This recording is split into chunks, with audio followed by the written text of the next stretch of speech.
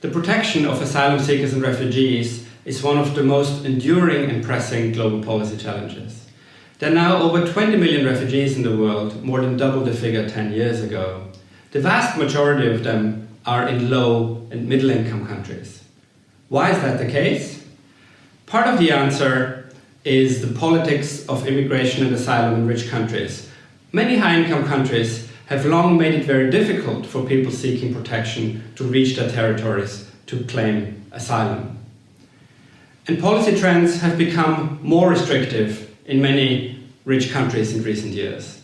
In response to the large inflow of asylum seekers and other migrants around 2015, many countries have tightened up their protection policies.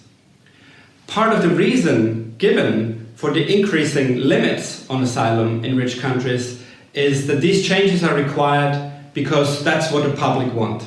It's what the people want. But is it? This argument raises the broader and important question of what public attitudes to asylum and refugee policies really are in rich countries. And secondly, why and how these attitudes should matter for policymaking. These are the questions that we will debate at this panel. In my opening contribution, I want to argue that a careful and critical consideration of public policy preferences is of great importance to sustainable and feasible policymaking.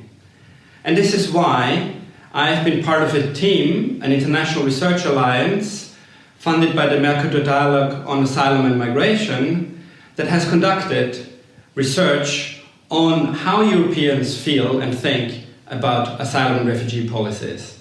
And we have found that there is no evidence that Europeans want to deny protections to those who need it.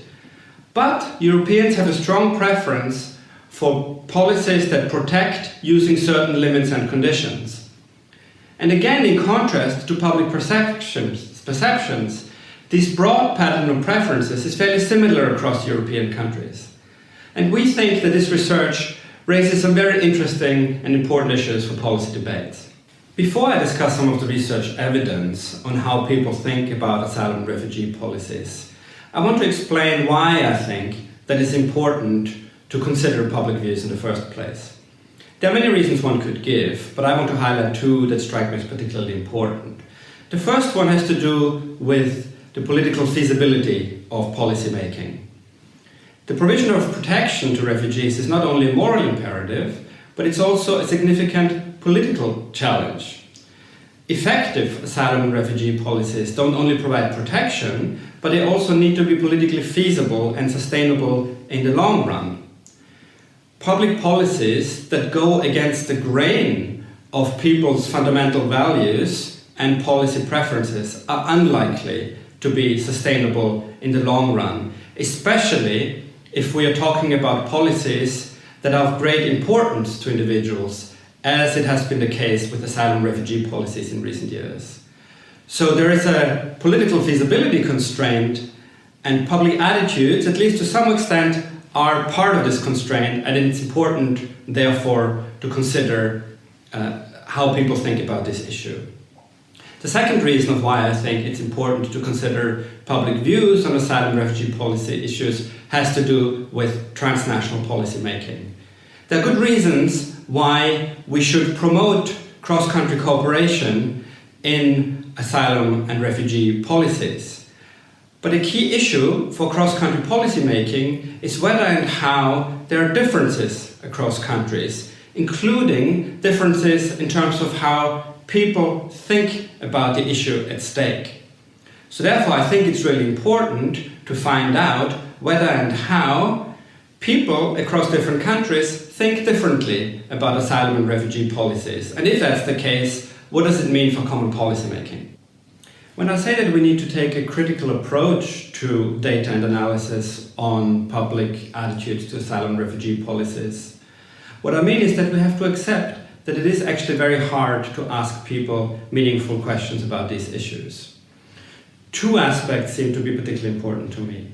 One is that asylum and refugee policy is an inherently multidimensional issue. So it is not only about whether or not people want more or fewer refugees, but it's also about a host of other issues to do with family unification rights for refugees, the governance of the asylum system, and the extent to which rich countries are providing financial assistance to poorer countries who are hosting large numbers of refugees. The second issue, which is really important to consider, is that most people are likely to be conflicted in their heads about how they feel about providing protection and under what circumstances. This is because, as I mentioned before, there are likely to be two conflicting objectives, one to do with protection and the other one to do with maintaining a sense of control and also thinking about the impacts of policies on the citizens of the countries that provide the protection.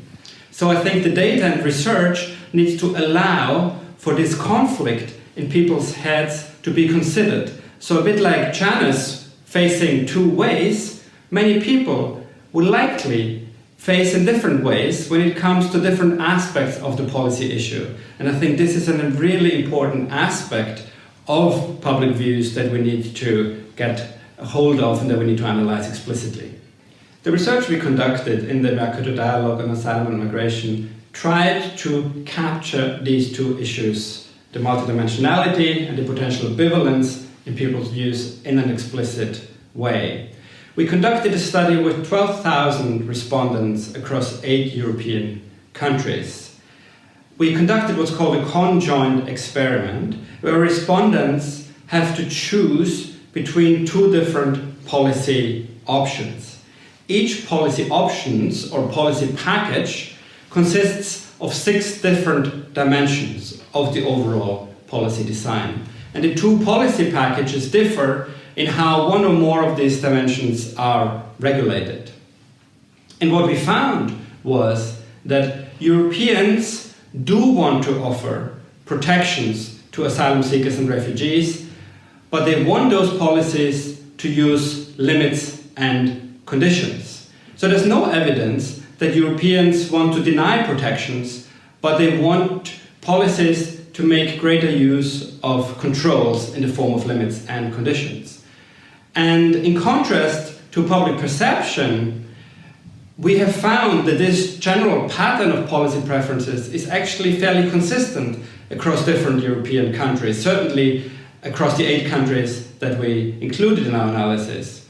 So even in countries whose governments have been resistant to taking in significant numbers of asylum seekers and refugees, such as Hungary or even Poland, even among those countries, this broad preference for providing protection using certain limits and conditions can be seen.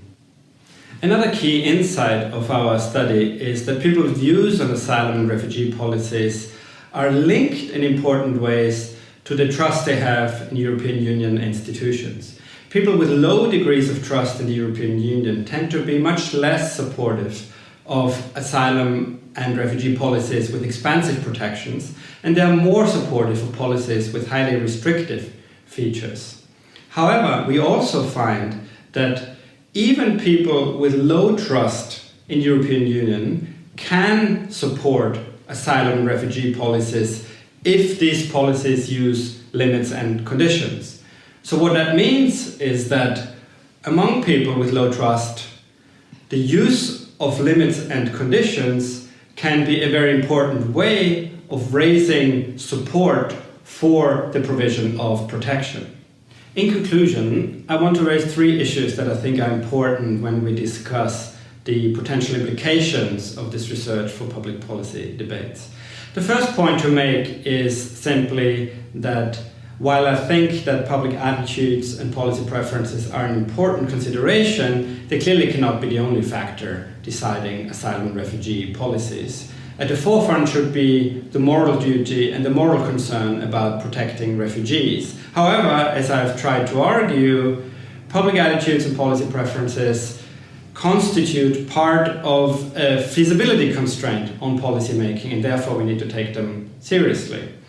The second point to make is that we still need to ask to what extent the preferences people have, and specifically the preferences for protection using certain limits and conditions, are linked to the information that people have, to media discourses, and to political discourses. We know from existing research that media and political discourse can have important effects on how people think and on their attitudes to a wide range of different things, but we also know that they don't always or necessarily change people's fundamental preferences.